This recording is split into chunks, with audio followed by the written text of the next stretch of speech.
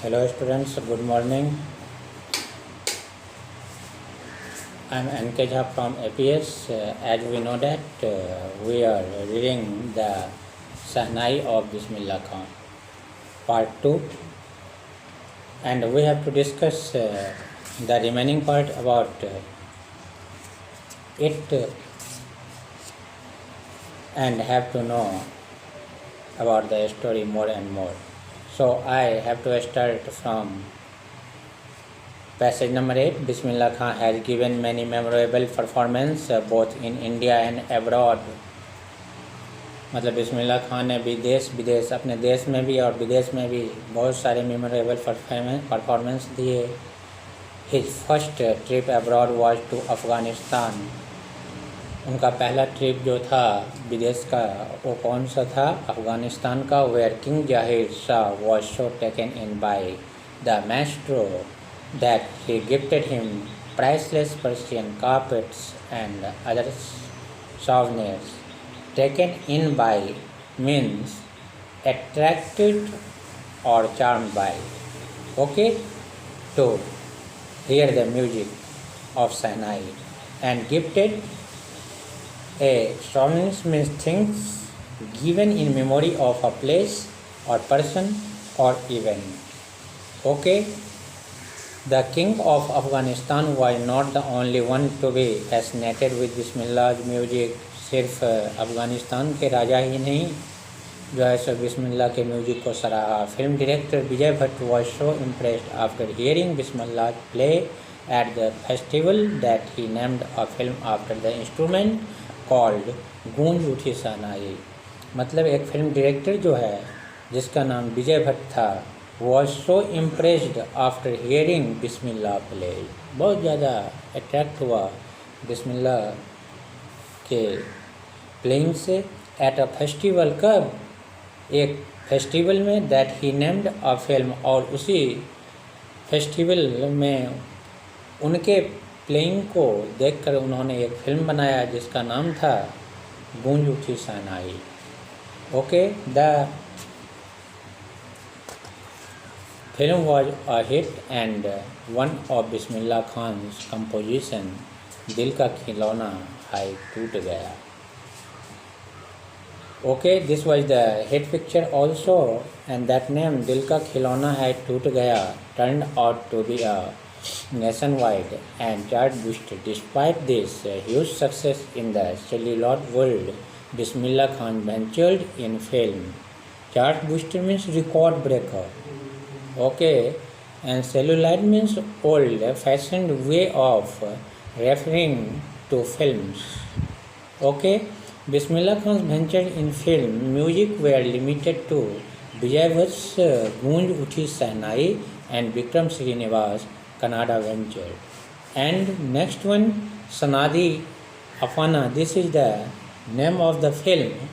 I just can't come to terms with the artificially and glamour of the film world, he said with emphasis. He became so happy to get those kinds of opportunity and got a lot of pride and award through it.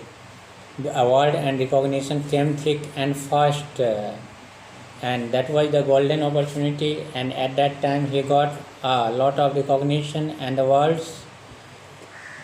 Bismillah Khan became the first Indian to be invited to perform at the prestigious Lincoln Center Hall in the United States of America.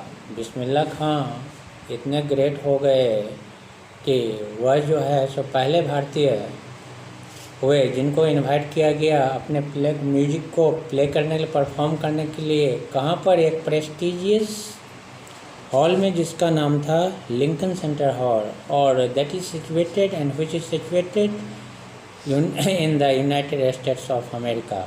और बहुत बड़ी बात है ये उस समय में.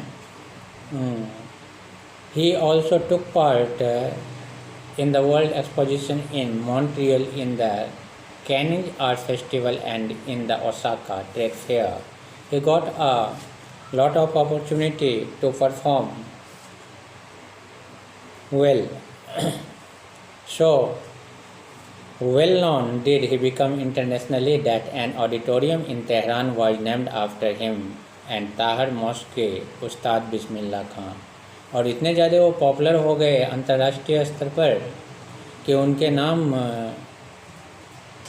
के ऊपर एक ऑडिटोरियम बनाया गया और उस ऑडिटोरियम पर उनका नाम लिखा गया और उस ऑडिटोरियम का नाम हुआ Tahir mosque Ustad Bismillah Khan.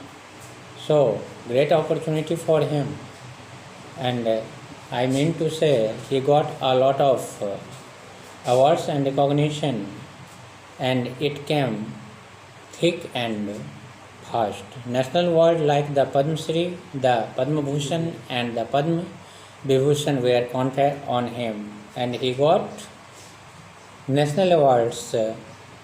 That was the Padma Shri, the Padma Bhushan and the Padma Vibhushan. What a great victory it was. And in 2001, Ustad Bismillah Khan was awarded India's highest civilian award, the Bharat Ratna. Imagine, it was not easy. So have to pay the price to get it. Like Bharat Ratna with the coveted award resting on his chest and his eyes glinting with rare happiness, he said, "All I would like to say is teach your children music. This is Hindustan's richest tradition. Even the West is now coming to learn our music." So इतने ज़्यादा वो popular हो गए, इतने ज़्यादा popular हो गए कि लोग बाग जो है सो अपने बच्चे को जो है सो म्यूजिक सिखाना चाहते थे। This is Hindustan richest tradition, यह जो है सो हिंदुस्तान का सबसे बड़ा और रिचेस्ट परंपरा था। Even the west is now, लेकिन वेस्ट वाले, वेस्ट कौन है?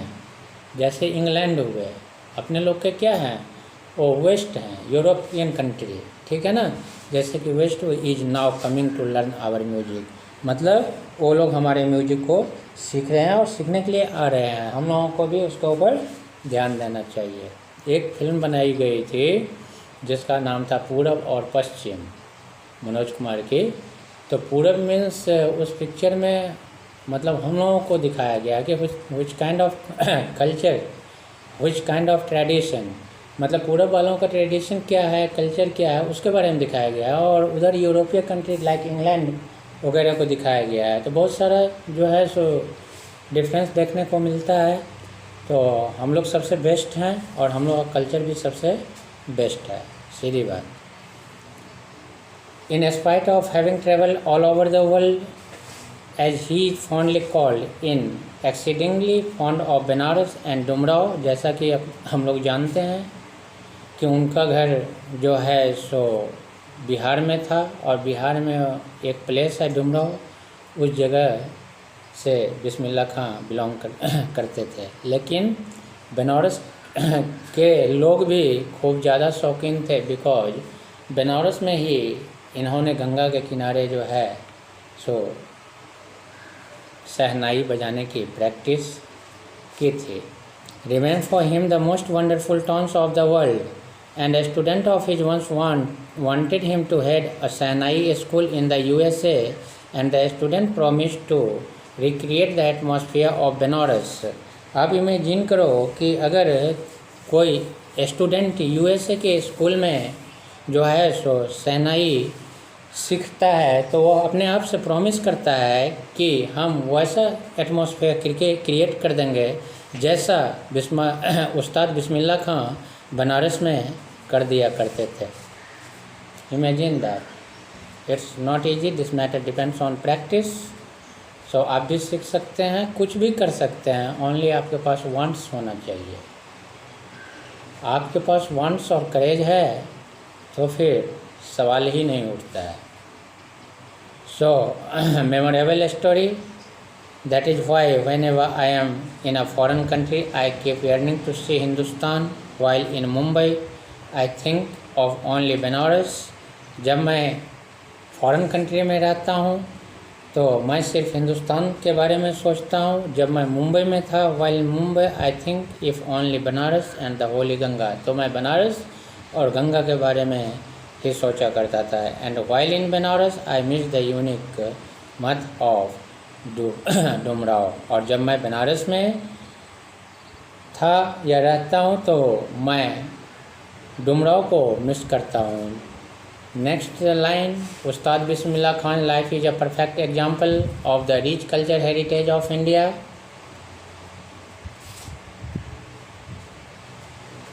One that effortlessly accept that a devout Muslim life, devout means believing strongly in a religion and obeying its law and following its practices, like him, can very naturally play the Sahnai every morning at the Kashi Vishwanath temple. तो अच्छी बात है, उनके life से जो है सो हमें शहनाई के बारे में, वो कितने अच्छे उस्ताद थे, उसके कितने अच्छे सुर निकालते थे, बजाते थे,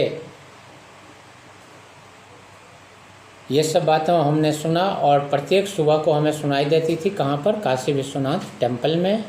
सो इस Ustad Bismillah Khan passed away on 21 August 2006 at the age of 90 after a prolong illness. मतलब एक बीमारी के कारण उनकी मृत्यु जो है सो 21 अगस्त 2006 को हुई थी। He was given a state funeral and the government of India declared one day of national morning. और उनके मृत्यु पर जो है सो हमारे देश में एक दिन का जो है सो झंडा झुका हुआ था एक दिन के लिए। ओके, उनके बिलाप में, उनके मॉर्निंग में। And this is the story and you have to write question answer. You have to try because it is very very important, and you have already studied chapter number